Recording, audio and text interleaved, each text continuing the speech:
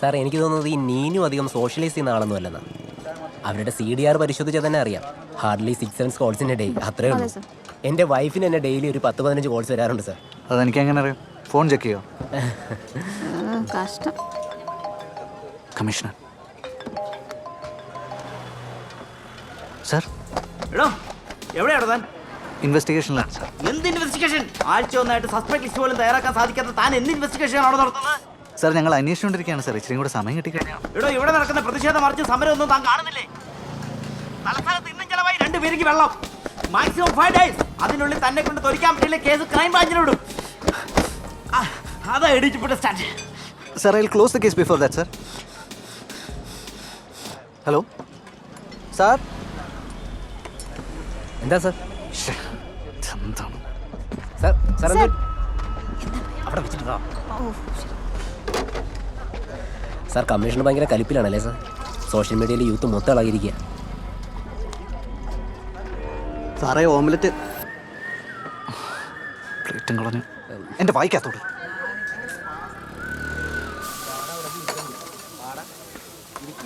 Sir പോയാലോ sir? നമുക്ക് പോവാം. എടോ എൻ്റെ സംശയം ഇതാണ്. ഓട്ടോപ്സി റിപ്പോർട്ട് പ്രകാരം മർഡർ നടന്നിരിക്കുന്നത് 5:30ക്കും 6:00നും ഇടയിലാണ്. 5:30 വരെ ആ റൂംമേറ്റ് അവിടെ ഉണ്ട്.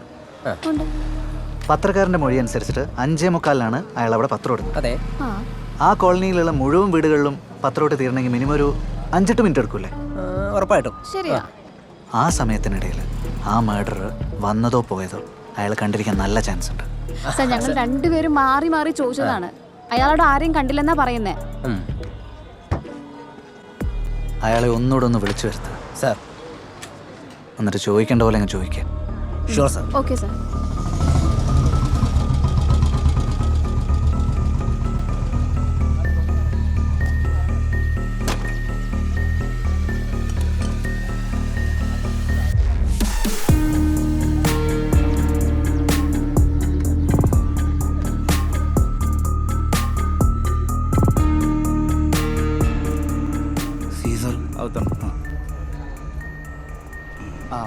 അത് കുറച്ച് കോംപ്ലിക്കേറ്റുള്ള കേസ്, അതുകൊണ്ടാണ്.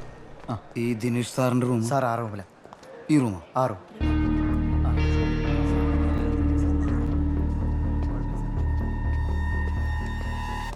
എത്തിയോ? താ ഒരു കാര്യം ചെയ്യാം, അവിടെ വെയിറ്റ് ചെയ്തു. സാറ് കുറച്ച് തിരക്കില്ല, വിളിപ്പിക്കാം.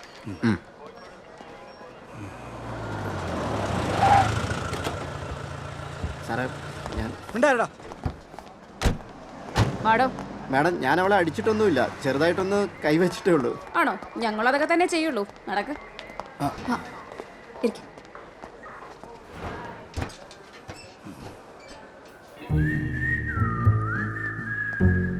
സാർ, ആ പത്രക്കാരൻ വന്നിട്ട് കുറേ നേരമായി സാർ. എത്ര നേരമായി? ഏകദേശം ഒരു 2 മണിക്കൂറോളമായി. മാനസികമായിട്ടൊന്ന് തളരണം. ഒരു അരമണിക്കൂറും കൂടെ അവിടെ കിടക്കട്ടെ. സാർ,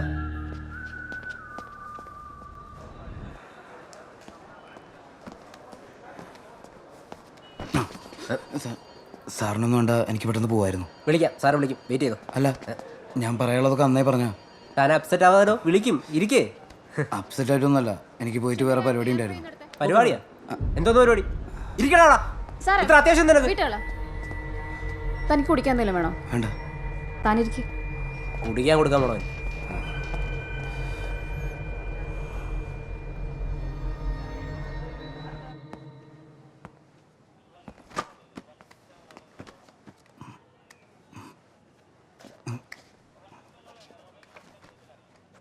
ഹരി അന്ന് അവിടെ പത്രം ഇടുന്ന എത്ര മണിക്കാ?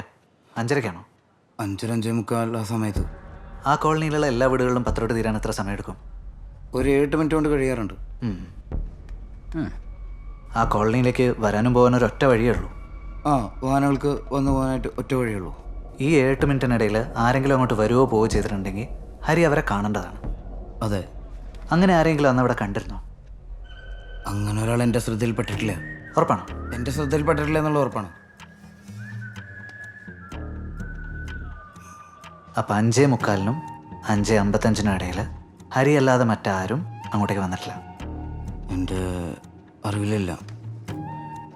കൊല്ലപ്പെട്ട നീനുവിനെ ഹരി കണ്ടിട്ടുണ്ടോ? ഞാൻ കണ്ടിട്ടുണ്ട്. ചില സമയങ്ങളിൽ പത്രം ഇടാൻ പോകുമ്പോൾ അവരോട് രാവിലെ എഴുന്നേറ്റ് കയറുണ്ട്. നീനുമായിട്ട് എങ്ങനെയായിരുന്നു? കണ്ടാൽ ഞങ്ങൾ സംസാരിക്കാറുണ്ട്. ഇടയ്ക്കിടയ്ക്ക് സംസാരിക്കാറുണ്ടോ? കാണുന്ന സമയങ്ങളൊക്കെ ഞങ്ങൾ സംസാരിക്കും.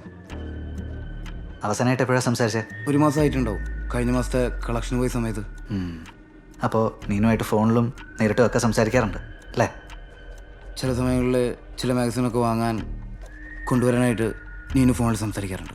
സോഷ്യൽ മീഡിയയിൽ നീനുവിനെ ഫോളോ ചെയ്യാറുണ്ടോ?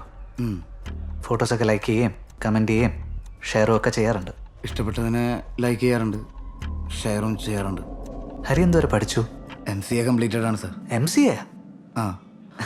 എടോ MCA വരെ പഠിച്ചിട്ട് താനെന്താടോ IT കമ്പനിയിലൊന്നും ജോലി ചെയ്യാത്ത? ഇങ്ങനെ പത്രോട്ട് ജീവിക്കേണ്ട ആവശ്യമുണ്ടോ? ഞാൻ വർക്ക് ചെയ്തിരുന്നു സാർ ACS ടെക്നോളജീസിൽ. അവിടെ സൈബർ സെക്യൂരിറ്റി അനലിസ്റ്റ് ആയിട്ട്. പിന്നെ അത് വിട്ടു. ഇപ്പോൾ ഫ്രണ്ട്സൊക്കെ ചേർന്നൊരു ചെറിയൊരു സ്റ്റാർട്ടപ്പ് തുടങ്ങിയിട്ടുണ്ട്. ഓ അങ്ങനെയാണ്. പിന്നെ പത്രം, അത് അച്ഛനായിട്ട് തുടങ്ങി വെച്ചു എൻ്റെ ഏജൻസി. പിന്നെ അത് മുടക്കണ്ടെന്ന് വെച്ചു. അപ്പോൾ പത്രം എന്ന പിള്ളേർ ആരെങ്കിലും മുടങ്ങുമ്പോൾ ഞാൻ അവിടെ ഇടാറുണ്ട് പത്രം. ആ പ്രൊഫഷൻ്റെ കാര്യം പറഞ്ഞതൊക്കെ നോട്ട് ചെയ്തോളാം കേട്ടോ. റിപ്പോർട്ടിൽ കറക്റ്റ് വയ്ക്കാനുള്ളതാ. തൻ്റെ ഇമെയിൽ ID ഒന്ന് എഴുതിയേക്കാം.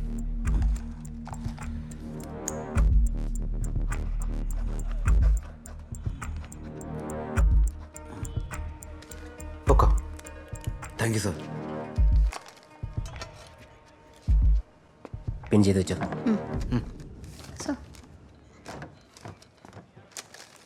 അവൻ്റെ ഫിംഗർ പ്രിൻ്റ് ഒന്ന് എടുക്കണം, CDR-ഉം. Okay sir.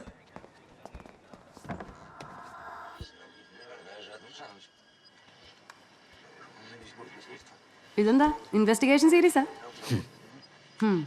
ആ സബ് ടൈറ്റിൽസ് കൂടി ഇട്, വല്ല മനസ്സിലാവണ്ടേ.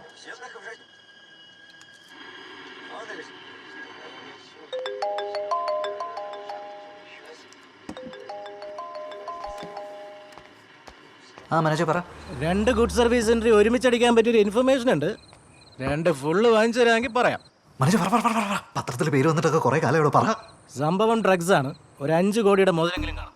ഓ താങ്ക് യു മനോജ്, ഞാൻ ഇപ്പം തന്നെ പുറപ്പെട്ടേക്കാം. വേണ്ട, ഉറക്കം ഒന്നും കളയണ്ട. നാളെ ഫുൾ അവർ അവിടെ തന്നെ കാണും. അടിപൊളി. അപ്പം ഞാൻ റെയ്ഡിൻ്റെ സമയം ഞാൻ മെസ്സേജ് അയക്കാം. താൻ മീഡിയക്കാരൊക്കെ സെറ്റ് ചെയ്ത് വെച്ചോ. ഈ മുകളിലുള്ളവന്മാർ അറിഞ്ഞു കഴിഞ്ഞാൽ ക്രെഡിറ്റൊക്കെ അവന്മാരെ കൊണ്ടുപോകും. ഓക്കെ ഓക്കെ വെച്ചേക്കട്ടെ. Okay bye. അതെ, നാളെ ഉച്ചക്കത്തെ ന്യൂസ് മിസ് ചെയ്യണ്ട. ഒരു സർപ്രൈസ് ഉണ്ട്. ആ സൂക്ഷിച്ച് വേണം, മറിഞ്ഞടിച്ച് വീണേക്കരുത്.